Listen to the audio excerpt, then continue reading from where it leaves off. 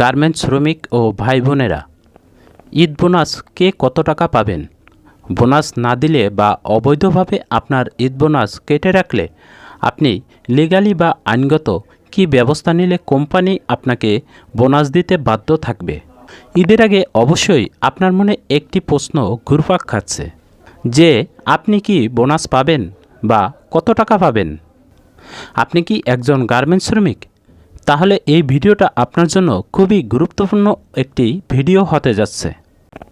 আমি আপনাদের অনুরোধ করব সম্পূর্ণ ভিডিওটা দেখবেন, কারণ এই ভিডিওর ভিতরেই আইন অনুযায়ী তুলে ধরব আপনার ন্যায্য অধিকারগুলো, যেগুলো জানা আপনার অতি প্রয়োজন। কারণ আপনার কষ্ট অর্জিত টাকা যেন কেউ প্রতারণার ফাঁদ পেতে নিতে না পারে। হ্যাঁ, আমার এই চ্যানেলটিতে গার্মেন্টস বিষয়ে সকল আপডেট তুলে ধরি। তাই আপনাদেরকে ভিডিও শুরুতে ছোট্ট একটি অনুরোধ করব, ভিডিওটি একটি লাইক ও একটি শেয়ার দিয়ে শুরু করুন, কারণ এই বিষয়টি সকল গার্মেন্টস ভাই বোনদের জানা অতি জরুরি। আপনার একটি শেয়ার অন্য একজন গার্মেন্টস ভাই বোনের কাছে এই ভিডিওটি পৌঁছে দেবে, যাতে করে বোনাসের এই গুরুত্বপূর্ণ বিষয়টি সেও জানতে পারবে। তাহলে শুরু করা যাক। আপনি বোনাস কত টাকা পাবেন বা গার্মেন্টস শ্রমিকদের ঈদ বোনাস কী? গার্মেন্টস শিল্প বা গার্মেন্টস ইন্ডাস্ট্রি বাংলাদেশের অর্থনীতির 70% টিকে আছে গার্মেন্টসে কর্মরত শ্রমিকের উপর।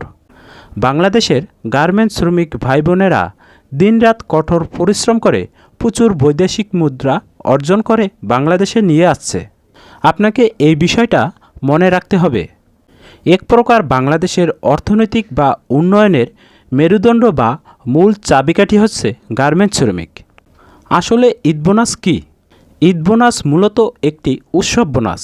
বাংলাদেশে গার্মেন্টস ফ্যাক্টরি সহ সকল বিভিন্ন সরকারি বেসরকারি অফিস আদালতে প্রতি বছর দুটি ঈদ বোনাস দেওয়া হয় বা উৎসব বোনাস দেওয়া হয়। একটি উৎসব বোনাস হচ্ছে রমজানের ঈদে, আরেকটি হচ্ছে কোরবানির ঈদে। মূলত বাংলাদেশ একটি মুসলিম কান্ট্রি হওয়ার কারণে অন্য ধর্মের যে মানুষ রয়েছে, যেমন হিন্দুরা, তাদের সবথেকে বড় ধর্মীয় উৎসব দুর্গাপূজার সময় বোনাস পায় না, কিন্তু তাদের সেই বোনাসটা কোরবানির ঈদ বা রমজানের ঈদে মুসলমানদের সাথেই পেয়ে থাকে। আর অন্য ধর্মের বেলায়ও ঠিক একই হয়।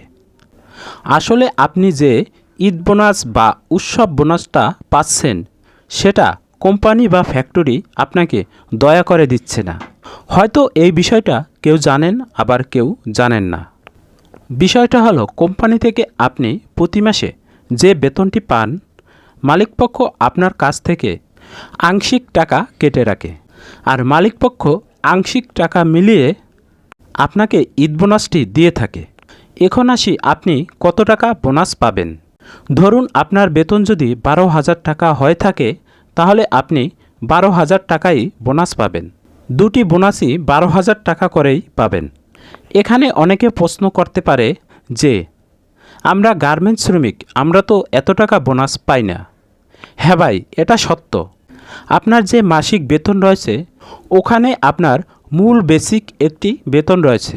যদি আপনার মোট বেতন 12,500 টাকা হয়ে থাকে, এর ভিতরে বাড়ি ভাড়া, চিকিৎসা ভাতা, খাদ্য ভাতা এবং আনুষঙ্গিক কিছু টাকা, এই টাকাগুলো বাদ দিয়ে মূল যে বেসিক স্যালারিটা, সেটাই আপনি পাবেন।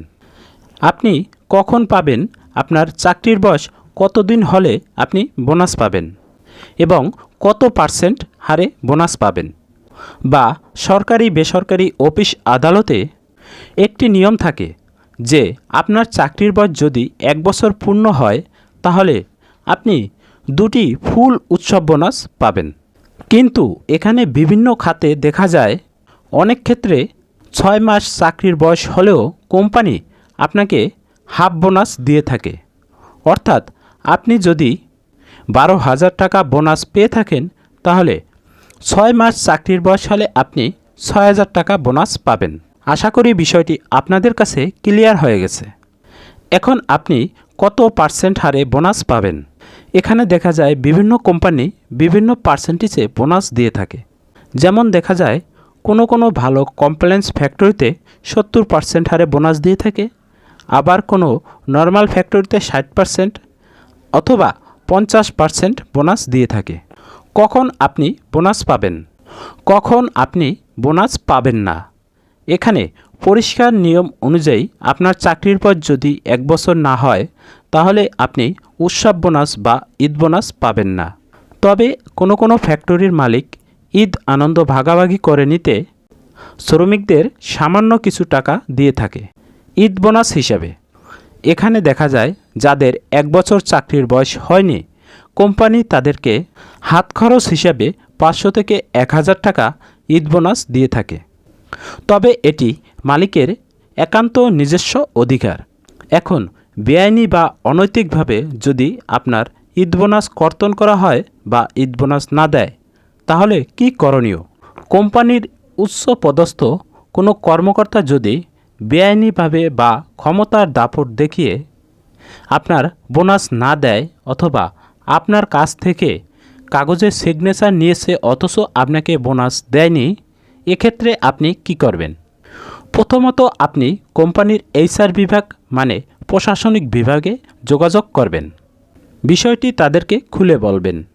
এরপরও যদি কোনো কাজ না হয় তাহলে আমার জানা মতে প্রতিটি কোম্পানির চেয়ারম্যানের চেম্বারের দরজা তার কোম্পানির শ্রমিকের জন্য সর্বদাই খোলা থাকে।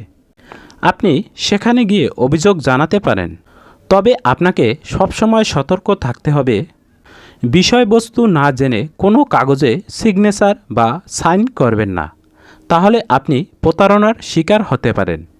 দ্বিতীয়ত যে ব্যবস্থা রয়েছে, আপনি যে বোনাস পাবেন বা তার ডকুমেন্ট অর্থাৎ আপনার যে চাকরির বয়স 1 বছর হয়েছে এই প্রমাণটি নিয়ে অথবা আপনি যে কোম্পানিতে চাকরি করেন সেই কোম্পানির আইডি কার্ডটি নিয়ে বাংলাদেশ শ্রমিক কল্যাণের বিভিন্ন শ্রমিক ফেডারেশন রয়েছে, সেই শ্রমিক ফেডারেশনে গিয়ে শ্রমিক নেতাদের সহযোগিতায় অভিযোগের মাধ্যমে আপনার বোনাস আপনি আদায় করে নিতে পারেন অথবা শ্রমিক আদালতে মামলা করতে পারবেন। তবে মনে রাখবেন, মামলা হবে সর্বশেষ পদক্ষেপ, কারণ কোনো মামলা বা কোনো আন্দোলন কোনো সমস্যার স্থায়ী সমাধান নয়। আপনি যদি আন্দোলন করেন তাহলে একবার হিসাব করে দেখবেন আপনার চাকরির উপর নির্ভর করছে আপনার সম্পূর্ণ পরিবারটি।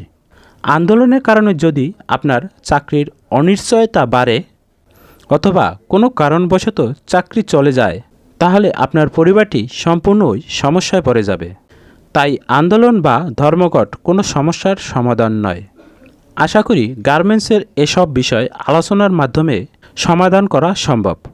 ভিডিওটি ভালো লাগলে ভিডিওটি লাইক শেয়ার করে সকলের কাছে পৌঁছে দেওয়ার অনুরোধ রইল। গার্মেন্টস শ্রমিকের পক্ষ থেকে PTV পপি স্টুডিও।